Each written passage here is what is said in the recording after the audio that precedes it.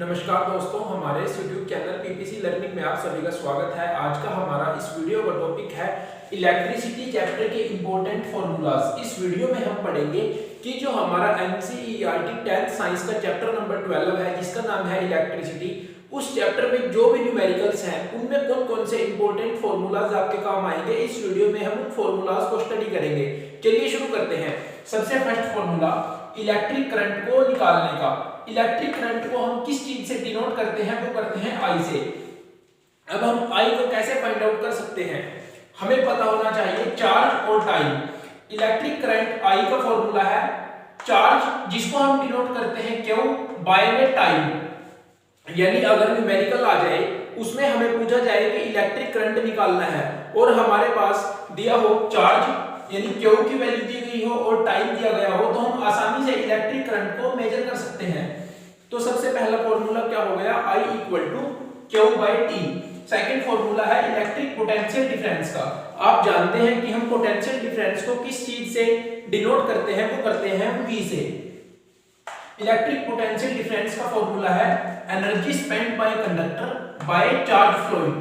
तो ये क्या फॉर्मूला बन गया? Second V equal to W by Q.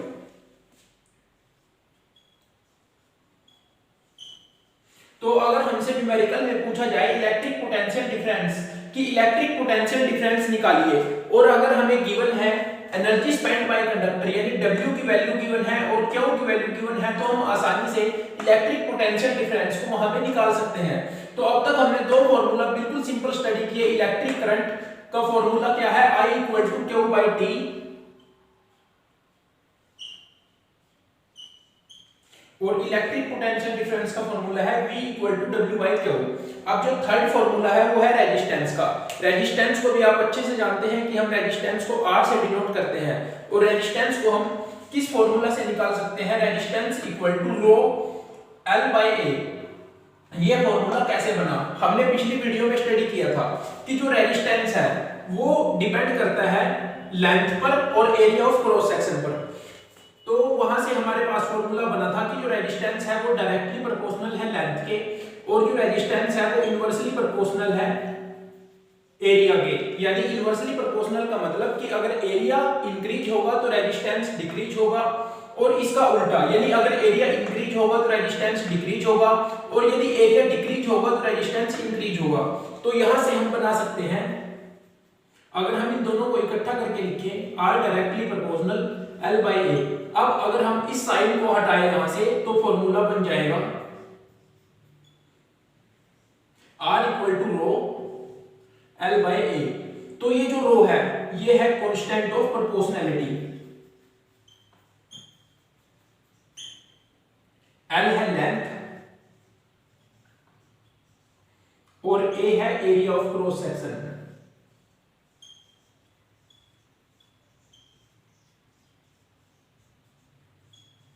तो इस तरह से हम बिल्कुल सिंपल इन तीन फॉर्मूलों को याद कर सकते हैं। सबसे पहला इलेक्ट्रिक करंट का, फिर इलेक्ट्रिक पोटेंशियल डिफरेंस का, और थर्ड रेजिस्टेंस का, जो हमने डिराइव भी किया यहाँ पे। अब दो मोस्ट इंपोर्टेंट फॉर्मूलाज हैं जिनको हम स्टडी करेंगे।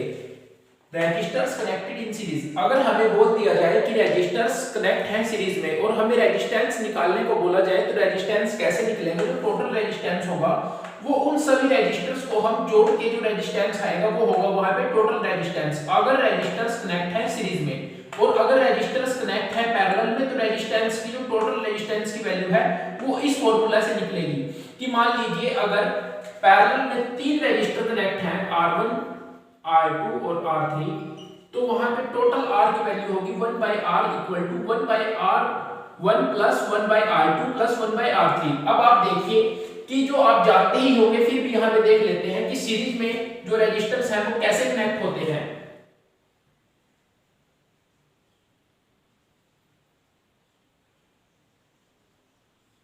अगर इस तरह से एग्जाम में ये हमें बहुत कम बताया जाता है कि रेजिस्टर्स कनेक्ट सीरीज में है या पैरेलल में, वो हमें न्यूमेरिकल में डायग्राम दे देते हैं और बोल देते हैं कि इसका रेजिस्टेंस निकालिए। तो आपको पता होने चाहिए कि रेजिस्टर अगर सीरीज में होंगे तो वो कैसे होंगे, किस तरह से जुड़े होते हैं सीरीज में, और अगर पैरेलल में होते हैं रेजिस्टर्स जुड़े हुए कनेक्ट तो वो किस तरह से कनेक्ट होते हैं पैरेलल में। तो इस तरह से मान लीजिए ये है R1 ये है R2 और ये है R3। तो अगर इस तरह से जुड़े हुए आप देखें तो वो सीरीज में है और आपको रेजिस्टेंस इस फॉर्मूला से निकालना है। और पैरेलल में किस तरह से जुड़ते हैं रेजिस्टर्स,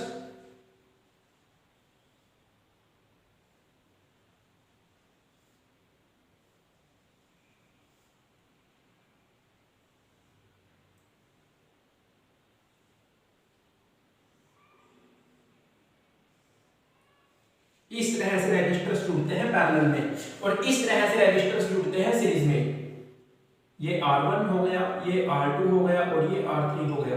तो बिल्कुल सिंपल आप समझ गए होंगे कि अगर हमें न्यूमेरिकल आए और हमें रेजिस्टेंस निकालने को बोला जाए तो सबसे पहले हमें देखना है कि जो रेजिस्टर्स हैं वो किस तरह से कनेक्ट हैं, वो सीरीज में कनेक्ट हैं या पैरेलल में कनेक्ट हैं।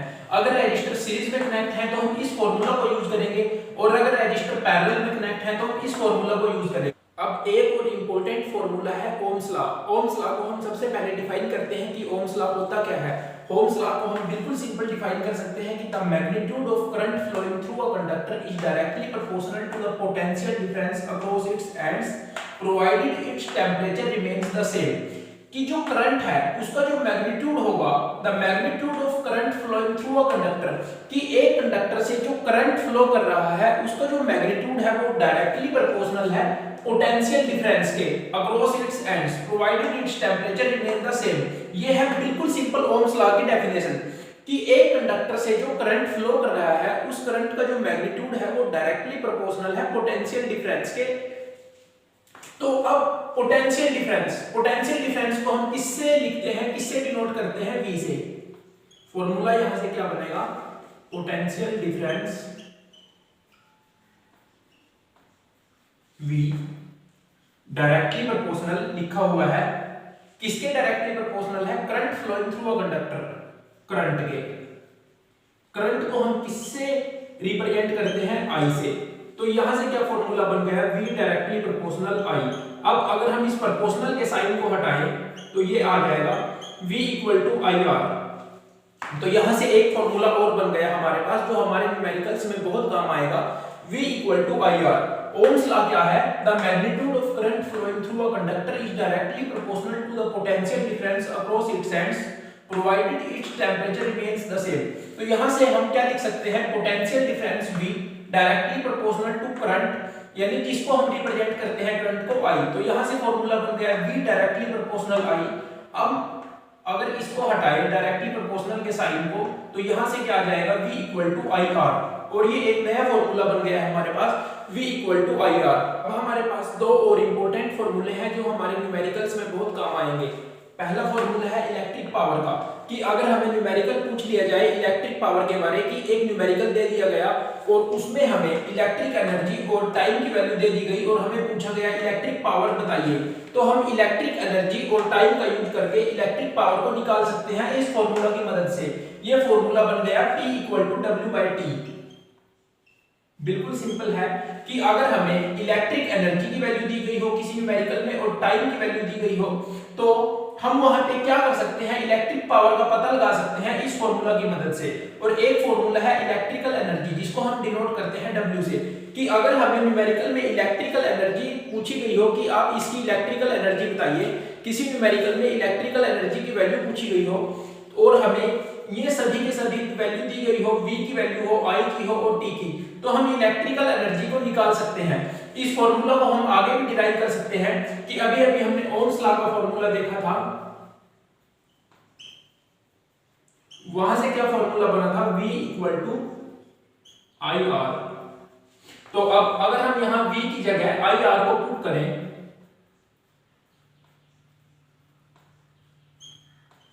तो ये बन गया I²RT। ये भी एक फॉर्मूला है इलेक्ट्रिकल एनर्जी का। तो इस तरह से ये कुछ इंपॉर्टेंट फॉर्मूलाज हैं जो हमने इस वीडियो में स्टडी किए, जो आपके इस चैप्टर के न्यूमेरिकल्स में बहुत काम आएंगे। अगर आपको वीडियो अच्छी लगी हो तो प्लीज वीडियो को लाइक कीजिए, शेयर कीजिए और यदि आपने अभी तक चैनल को सब्सक्राइब नहीं किया तो प्लीज चैनल को सब्सक्राइब कर लीजिए। Thank you.